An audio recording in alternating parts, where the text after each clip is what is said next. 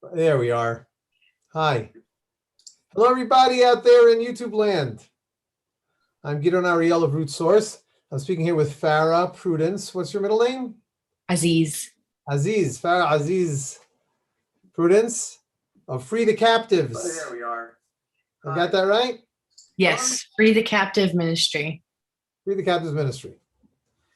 Now, Root Source is a platform, is an organization dedicated to Christians and Jews engaging with each other, roottheirsource.com. And I'm the principal of Root Source. And I spend altogether much too much time on Facebook. And there on Facebook, I found Farrah, and I reached out to her, and she responded, and we've become friends. And I offered and requested that we have a conversation on this conversation channel. So now I will let Farrah introduce yourself, and then we'll see what we can talk about for the next half hour or so. All right. Well, thank you for having me. It's Farrah Aziz Prudence. I have Free the Captive at freethecaptive.org. And it's an organization, an evangelist organization, really. And we have a mission statement, which is to bring Ishmael home. I myself grew up as a Muslim to a Palestinian family. My dad is from Hebron and my mom is from Bethlehem. So I grew up very Hurrah, Palestine, and incredibly Islamic. Even though my father's family was nominally Muslim, they still were very active in teaching the Palestinian cause and all of the Islamic requirements and whatnot. But as the years went by, I decided that Islam was not for me. And I began to investigate the Israel-Palestine situation because I realized that I had been fed a lot of propaganda. 99.9% of it was absolutely false. And I just fell in love with Israel and what they do for the Palestinian people and became a big proponent of it. And of course, I became a Christian along the way. And because of that, I fell in love with the apple of God's eye. So here I am today. So you're saying that your research into the Palestine-Israel question preceded your becoming a Christian? Yes, it did. It was, I moved from one place to another on the political spectrum through my research. I started reading about our founding fathers, the Bill of Rights, and the Constitution, and all these things, and it really changed my perspective. Wait a second. Where were you born? I was born in Ohio, and then when I was 6 years old, my dad moved us from the United States to Jordan. I lived in Jordan for 6 years, and then from Jordan we moved to the UAE. Most people refer to it as Dubai, but it's more than Dubai. Dubai is just one part. And then at the age of about 14, he moved us to Canada, and then at the age of 18, I moved to the United States. 19, I was deployed with the Department of Defense as a subcontractor, as a linguist and cultural advisor somewhat. And then I somewhat got into analysis. And then, yeah, so that was, that deployment was actually that was a huge influence in my life. And really at that point, I left Islam when I was about 10 years old. But at that point, that was really what changed my political perspective and also helped change my perspective about Israel. Okay, let's slow down just a little. Let me backtrack just a little bit. Sure. You said that, when you were 10, you decided to not be a Muslim, or how did you phrase it? Yes, I left Islam when I was 10. So in Islam, as I'm sure you know, when you're born a Muslim. They actually believe that everybody's born a Muslim. It's called the fitrah. And then your parents change you to a Jew, a Christian, Buddhist, whatever it is. That's why they call their converts reverts, because they reverted back to the state they were born in. But yes, when I was 10, I was reading the Quran because I was taught that America, the Jews, Israel, they're the source of all of the misery of the Islamic world. I mean, everything, to the point of when literally, this is not an exaggeration, when you're walking down the street and you trip over a rock, you curse the Jews.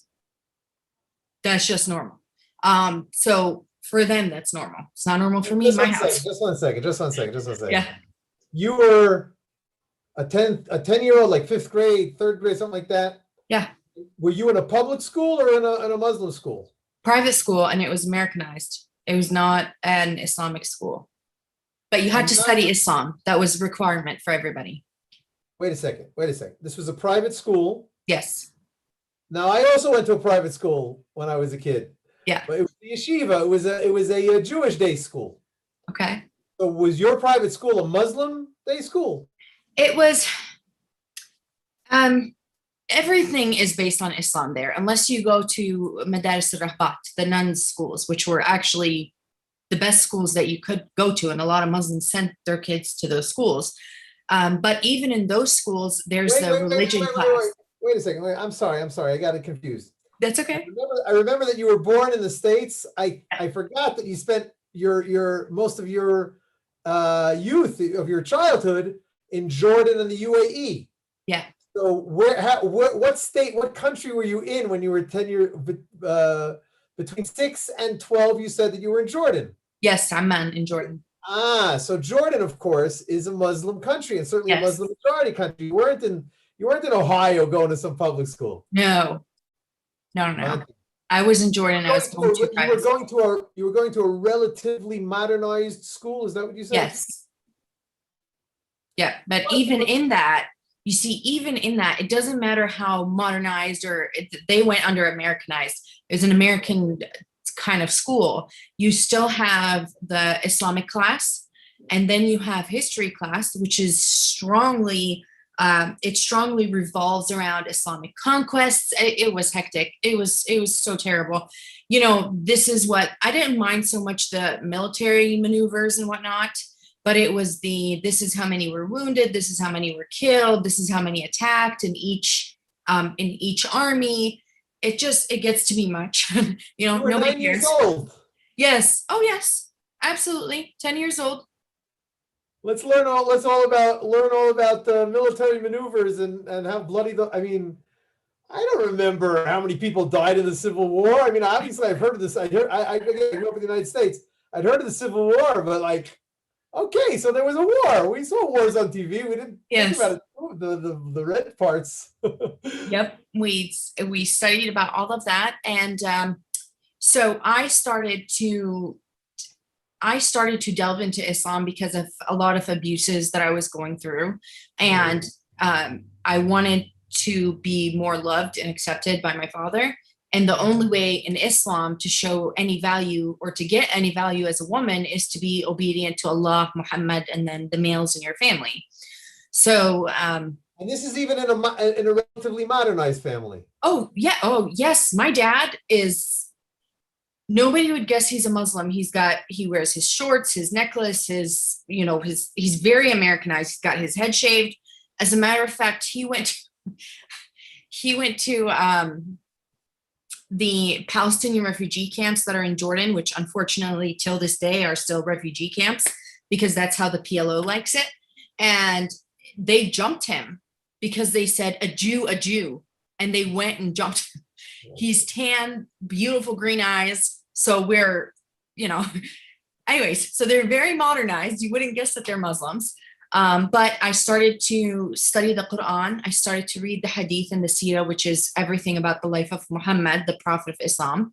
And up until this point, you were up to that in your elementary school curriculum. Well, yeah, I was doing that in the curriculum, but I was doing my own private studies because I really wanted to become a super devout Muslim. Wow. So up until that point, we were told that Allah is the most merciful God and that Muhammad is the prime example of morality, that no other human had more morals than Muhammad. So this is what I believed.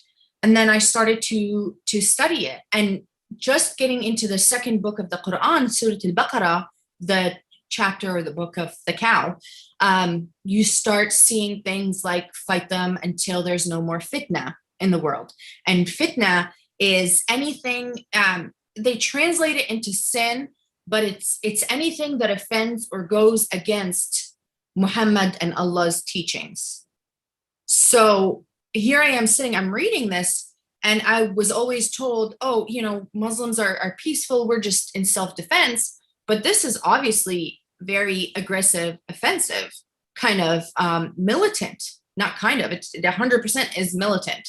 And as I delved into it more, I found things about slavery. I found things about marrying girls that are underage, which if there are Muslims that are watching now, they're going to say the Quran doesn't say anything about marrying girls underage. True. It's a half truth though, because in the chapter where it talks about divorce, it says if you divorce your wife who has not yet hit puberty, she has to wait still 3 months before she marries somebody else. So that implies that you can marry a girl who has not yet hit puberty.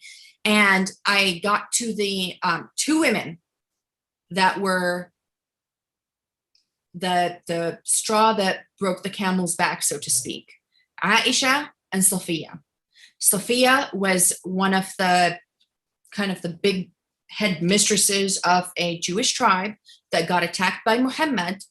Totally peaceful people. They were farmers and merchants and they didn't want war. He attacked them. They didn't know that he was coming. And he actually took their men after he won. Now he won. He took the men, some accounts, Islamic accounts, say 300 up to 800 men. A man at that time, they decided was anybody who showed any kind of sign of puberty. So this could have been boys that were 10, 12 years old. And he lined them up and they chopped off their heads. This is after they won. This is in the Quran. This is in the Hadith and the Sirah. So when you hear the Muslims, one of their big chants, they say, Khaybar, Khaybar ya Yahud, Jaysh Muhammad Sawfa Ya'ud. Khaybar is a Jewish tribe. And he says, Khaybar, Khaybar, O ye Jews, the army of Muhammad will come back. It rhymes in Arabic. It sounds more rhythmic. So anyway, so Sophia, to make long story short, he killed her. The accounts vary, but he basically killed her father and her husband, possibly her uncle, that day. And then they took the women as sex slaves. And then they brought one of his Sahaba, disciples, buddies, whatever, said, hey, she was like a really important person in the tribe, so we think that you should have her. So they brought her to him and to Muhammad. And he said, basically, do you want to stay a slave or do you want to marry me? And she didn't say anything. And he said that silence is an indication of agreement. And he married her that day. And then he also, well, it depends on how you'd qualify it, but he consummated the marriage that night. And this is how he actually had one of his friends was circling the tent that night. And when he woke up, he said, Muhammad said, why were you circling the tent? And he said, I was worried that she was going to do something to you. She's going to kill you after what you did. So this wasn't something that was okay, or that people were used to at that point. So this is where I was like, wait, that's not mercy. That's not kindness. Exactly. That's not just. And then you have the story of Aisha. She was Abu Bakr's daughter, Muhammad's best friend, one of his first converts. And when she was 6 years old, Muhammad said that Allah sent him a vision of her wrapped up in silk. A 6-year-old. Now, mind you, at this point, this is also from a hadith. Yes, this is hadith. There are different categories of hadith. There's the hadith sahih, which is 100% reliable, they say, because it came from so many sources. So it's 100% reliable. And there are other different categories of hadith. This is hadith sahih. You can find it in Sahih Bukhari and you can find it in Sahih Muslim. So he did that. Allah apparently sent him a vision. Allah was very invested in Muhammad's love life. So he sent him a vision of that. He went to Abu Bakr and he said, Allah sent me a vision of this, so I have to marry your daughter. Abu Bakr said, would you please just wait? So Muhammad, being the moral authority, waited until she was 9 and he was at the young, ripe age of 54. And that's when her mother delivered her to him, and he consummated the marriage, aka statutory rape. So I read this. I'm at the time being sexually abused. You read this? You were 10 years old when you read this? Absolutely. I was taught when I was 7 years old about Aisha, the mother of the believers. It's not kept a secret. They're very proud of it. So I read this, and at this time I'm being sexually abused by my paternal uncle and my paternal great uncle. So this is hitting hard for me. I went to my dad and I said, "Hey, did you know about this?" And he said, "Yes." Yeah. He said, "Yeah, of course. And look at the mercy of Muhammad. After she was serving him as his wife, he would put her on his shoulders and take her out to play with the other kids at the playground." I mean, what do you say to that? From then on, I was 10 years old, and I feel like I hit a brick wall that shook me. And from then on, I was done. Of course, I didn't say it out loud because you get killed for it, and nobody will go to jail at all. So I kept it to myself until I was about 17 years old. We were in Canada. Children's Aid got involved because my dad is incredibly abusive human, and which is also sanctioned in Islam. But that's when I left it publicly, and I left the home anyways. So that's how I left Islam. And again, how old were you when you left your home? 18, did you say? 17, 18 years old. It was actually me, my 4 siblings, and my mom. We had to go to several high security shelters because my dad and the Islamic community were trying to get us back violently. And there are listen, I'll tell you the truth. This is not my my normal discussion with people. Yes. I like talking about nice things. Let's not talk about the bad. We can talk about nice things. But it's pretty horrific. I understand your mission to your ministry to try to bring a Muslim women, and probably not women, out of the Islam that you're familiar with, and that they want to leave. I'm sure that you don't get on any corner and say, "Hey, you're wrong." Well, they're fooling you. You got plenty. I'm sure you got plenty of customers who are trying to get out. Just based on there are many Muslims who are trying to get out, and Hadd al-Rad, that's the judgment of apostasy or leaving Islam, which is death. That is, I mean, many sheikhs and imams in Saudi Arabia and Egypt, which are the 2 authorities on Islam, many of them have said that if it wasn't for Hadd al-Rad, the punishment of death, Islam would have ended a long time ago. So, and people think that it doesn't happen here, but it does in the United States. Honor killings happen in the United States. They happen in Canada. They happen far too frequently. But here's the thing.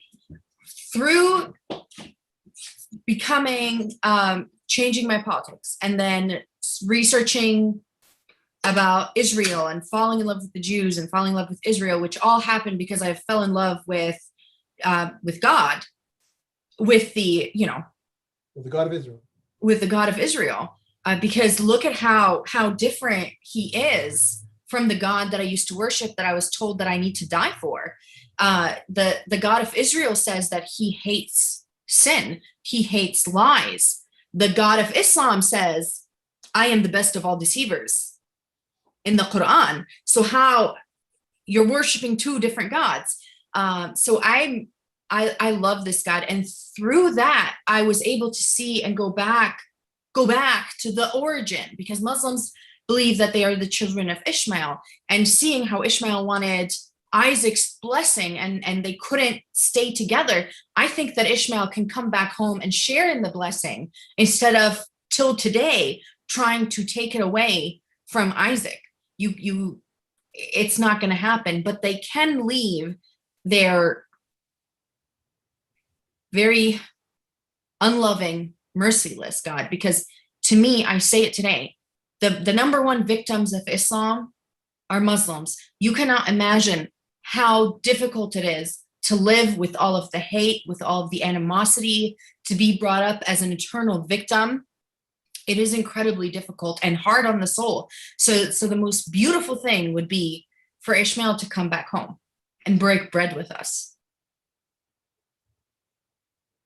Wow. We can talk about light things now. Yeah. My, oh my. Yeah. Well, okay. Yeah. So how long have you been with freethecaptive.org? It's been about 2 years now. Oh, 2 years. We do a few different things. Pre-COVID, I would go on different tours around the States and do speeches where I share my testimony in Christ. But I also talk about Islam because I think that people need to be educated in it. You have Hollywood and some political elites that are, interestingly enough, vehemently against Israel and completely pro-Islam. And it's funny to watch because many of them would not survive 2 days in Hamas because they would kill them because they're gay, or they're transsexuals, or they're Western. Yes, they're Western, just because they're Western. So it's interesting to see that and to see the dynamics of, because the truth is they say they're pro-Palestinian, right? That's what they say. That's free Palestine. Well, we do need to free Palestine. We need to free Palestine from Hamas. So, and Fatah and the PLO. And the truth is, and I've said this so many times, if you're pro-Palestinian like I am, if you truly love Palestinians, you would want them to become part of Israel, because Israel is the only nation in that entire region. People like to say in the Middle East, but the truth is it's not just the Middle East. Turkey, you have the Middle East, the Arabian Peninsula, Africa, the entirety of Africa. Israel is the only true democracy. It's the only country where Muslims aren't persecuted, Jews are not persecuted, Christians aren't persecuted, Yazidis, Druze, so many people. I mean, look at Somalia, in Somalia, the country. They're both, two of the parties are Sunni Muslims, and they're both killing each other. But in Israel, Muslims live in peace. They prosper. I've seen them. I just saw a Muslim doctor, a lady who in Israel, she came up with something for cancer. She would not have that opportunity. Are you kidding me? That's in Palestine, in Jordan, in Egypt. She wouldn't have that opportunity. So it's mind-boggling. You all you have to do is look at the facts and see what Israel offers people to fall in love with it. Okay, well, I'm certainly not going to argue falling in love with Israel. I will. I'm looking forward to speaking more with a Palestinian woman, perhaps, or an Arab woman from Ohio or something like that, who a Muslim from Ohio who's a proud Muslim. It sounds like you would say, yeah, she's saying that, but at home she's getting her 40 whacks or something like that. There might be, that's sanctioned in the Quran, to beat them until they submit. Yeah, and it might also be that, imagine. Sorry? It's hard to imagine, but whatever. I'm not challenging you on that. But in general, I have a little red flag in here that says if somebody's talking about somebody else, let that somebody else be in the around to talk about it also. Sure, absolutely. There's no question, however, that that I believe what you're saying, and the fact that you're talking about yourself also in your own personal tragic childhood, and well, chances are quite large, sadly, that this is what happened. We've all heard of this phenomenon of not mercy killings, of honor killings. Honor Killing. And it's and I hear on the Israeli news about there's so many fights and gun duels and murders in the Muslim or in the Arab sector in Israel. Ooh. About one a day, I would guess. I maybe I'm thinking either 50 a year or 300 a year. Probably closer to 50 a year, but that's also horrific. That is horrific. That there's so much illegal arms in Israel, in the Arab sector. So we just now changed the government in Israel. Right. President Netanyahu was defeated, and now it's Prime Minister Naftali Bennett, who is leading a very new kind of government in Israel. It's a strong unity government from the strong right way over to the strong left, the extreme left, plus an Islamic party of Islamic Arabs that are not in they don't have a ministry, they don't have a vote in the government, but they do have a deputy ministry. I'm a Likudnik myself, so I don't follow that stuff too much. And they've only been around for like 2 days. They got voted. We'll see how that works. Got voted in Sunday night, and it's only Tuesday night. So so we barely caught our breath. What's going on? On paper, it looks like it has a tremendous amount of positive potential. When you have here, everybody's all together. We've put down all of our animosity. Let's just work together for the betterment of the country. Everybody from the most religious to the most Arab. But on the other hand, you say the only thing that puts them together is their animosity towards Netanyahu and their frazzled need to want a goal to replace him, which they've succeeded now. Right. Now, however, he is the head of the opposition, which, as opposed to the United States, for example, when a president wins, he's sworn in. It's usually two people running. Maybe you got a few people on the side, but they don't count. Nobody knows about them. But you have a two-party system, and so whoever loses goes home. He doesn't have. Got to go on the. You have to go on the lecture circuit because you don't have a job anymore. Of course, I'm sure that Trump is not. He's not worried. But at least as far as having income is concerned. But in Israel, it's not like that. If you lose the election, then you become the head of the opposition. And if you're the head of the opposition, you might be able to topple the government. In other words, the opposition is always trying to push a vote of no confidence in the government. As opposed to the United States, where when you are in the United States, when you're voted in, right, that's it.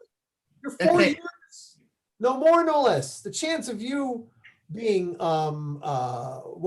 impeached. They tried it a few times, they never succeeded. What's his name? Nixon resigned, but then his deputy, his vice president, came in and finished the It's elections. the same administration. Elections are every 4 years, no matter what. Yeah. In Israel, it's not like that. Elections are until the government falls. In principle, they're for 4 years or maybe 5 years. But there's no every first November, Tuesday after the second Monday or something like that. It's whenever it happens to be 4 years later. But even then, we're not so sure until the government. We don't even bother talking about it because I don't think it's the government that lasted the whole time. Not only does the opposition try to topple the government itself can, and it's happened numerous times, can resign if they think they got a much better chance of strengthening their government. Because again, it's not 100%. Who won? The party who won is 100%. Party that loses 0. No. First of all, it's what's the word? It's comparable representation. Like that's not the right word. In other words, if you get 50% of the vote, then you get 50% of the seats. If you get 20% of the vote, you get 20% of the seats. So so it's more of a kind of like a parliament. It's exactly type of situation. Okay. Exactly. And it's a multi-party system. So today we have something like about 15 parties in the Knesset. And some of them have as few as 4 seats. Anyway, and there's one party, interestingly enough, the Prime Minister's party, that is the most tippable. In other words, they could break away and decide to join the Likud, the other side, because they're in the middle. Because it's not really, it's so crazy. They ran on a platform of being to the right of Netanyahu. Okay. And they ultimately joined all the parties to the left of them in order to create a coalition of 61 seats, 120 seats in the parliament. So if you have 61 seats, you break have the a vote. majority and you win. Yep. However, they didn't even get that majority. They ended up having only 60 seats when they actually made the first vote of confidence from the Knesset to the government. So it's who got the second largest number of seats? The second largest number, the largest number, the party that had the largest number of seats by far was the Likud. The Likud got 30 seats. The second largest party got 17 seats. And the rest of the parties got some 7 seats, 6 seats. The party of Bennett got 6 seats. But because he negotiated with the party with 17 seats, he said, I'll join you if you'll let me be the prime minister. I don't see how it works. I don't really understand how it's going. I think that the prime minister himself, Naftali Bennett, he's a cool guy. He's actually a religious guy. He wears a kippah. It's the first time in history. But it seems to me that he's more of a puppet than an actual. Again, we're not used to that. Usually the prime minister is the head of the largest party and negotiated that all of the secondary parties are there with him, but they're getting second seats. But this time, this guy got the seats, even though he's one of the smallest parties. I'm not sure. I'm not figuring out how to eat this up. But like I said, he's a good guy, I think. I hope that he's going to do a successful situation. Well, if he doesn't succeed, then I guess you're going to be voting again. Maybe not. Because if the Knesset decides, listen, we had enough of this government, the Knesset, the 120 people in the Knesset, we changed our minds. Not we, but a majority of us want Netanyahu to come back, and which basically means that a few members of the current coalition will jump to the current opposition and turn that current opposition into the future coalition. Sorry, you thought that Islam was confusing. Oh no, Islam's pretty cut and dry. You pretty much get a couple of things under your understanding and you're good to go. But anyway. You know what? I'll take the Israeli government where you get to go out and vote over Hamas any day. It's true. I mean, look at Iraq. Look at Iraq. We went in there, give people democracy, went out. Obama pulled us out way too early, if you ask me. And they elected their president. And then they had another election a few years later. He was voted out and he decided, nah, I'm just going to stay. I'm going to park it right here. I'm not going anywhere. I think I'll just stay right here. And it's been that way since then. Yeah. They just stay. You know, Jordan is a monarchy. It's Al-Assad, he's been getting voted in with his father getting voted in for decades now. Hosni Mubarak was voted in for a very long time. And so that's how that goes over there. So we'll take the Israeli government and the crazy system.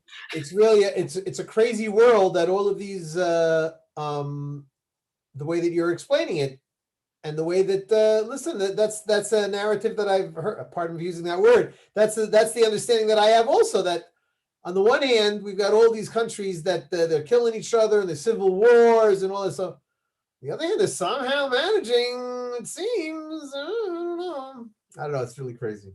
Like I said, I'm looking forward.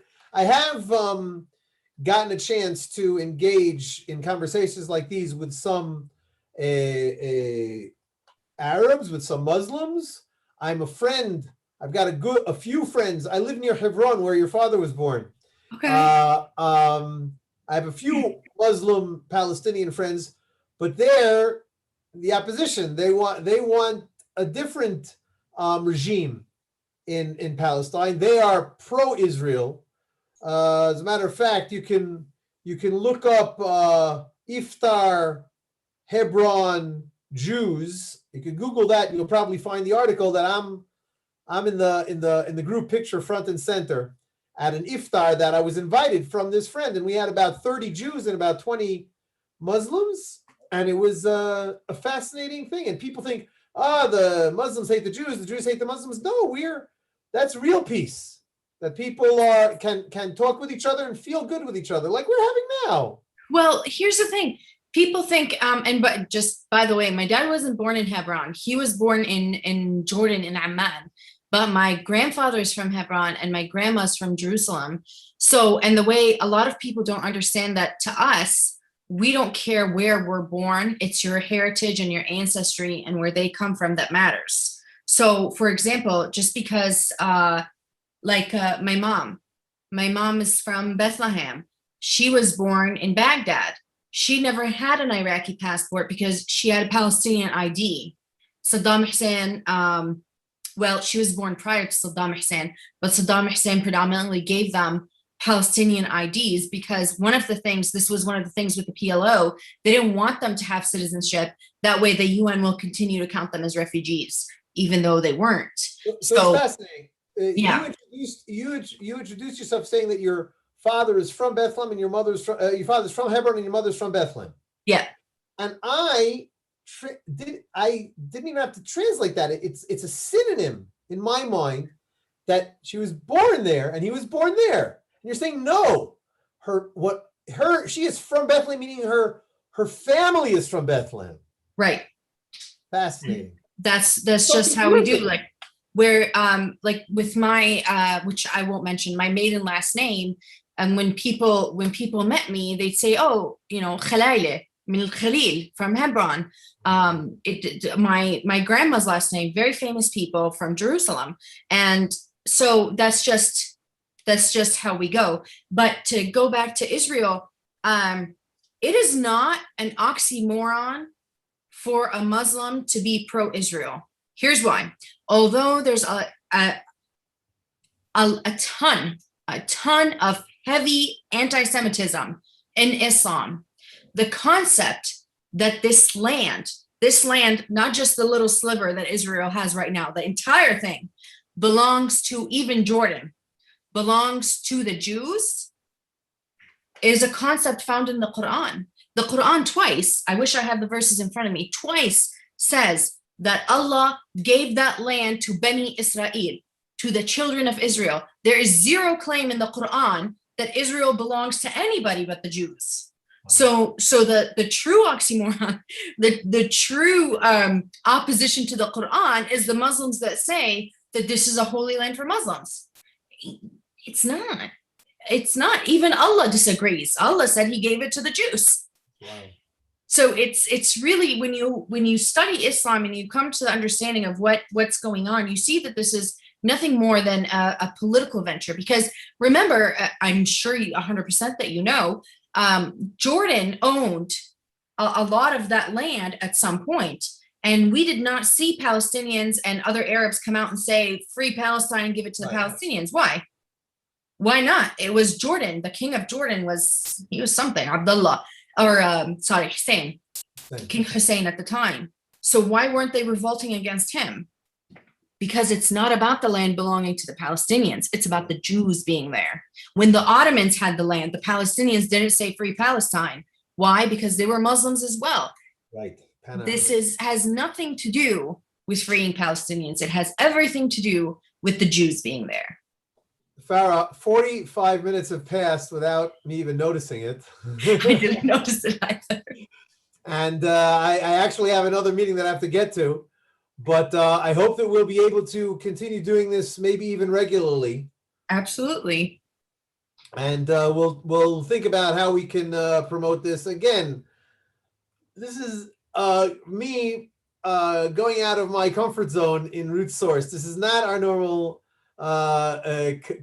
conversations, but you are quite the conversationalist. Oh, thank you. And I like, and again, first I'm getting to know you. In principle, the idea of helping people get out of bad situations is something that I have to support, and something that I want to support. Right. And that sounds like that's what you're trying to do. Free the captive. Who doesn't want to free captives? So and again, I don't have too many people who are against that kind of thing amongst my audience on Root Source. But it's possible that somebody will say, "Hey, that lady is too anti-Muslim for me." I don't know. Oh, Whatever. no. I haven't heard anything like that say. Let's clear the air. I am not anti-Muslim. I not. love Muslims. Those are my people. Of course. I love them to death. I am anti anything that tells Muslims, have your kids die and kill Right. other people. Right. That's what I want. I want them to live. And I support the Muslim reformers as well. There's about 20% of Muslims that want to reform it and get rid of the violence. And I am behind them 100%. Oh boy. I find it. Okay, so look, we'll talk about how we can have more conversations. I just earlier today had a two half-hour conversations with my friend, Christian minister. His name is Richard Booker, Dr. Richard Booker, and so Okay. we've just been shooting the breeze for a few months now. So I don't know how long you're gonna have time for this. I don't know how long I'm gonna have time for this. But let's see what happens. That's what I'm saying. We'll keep talking. Amen. Okay, thank you very much. Thank you. Shukran, as we say in Arabic. Afwan, ahlan sahla. Anytime.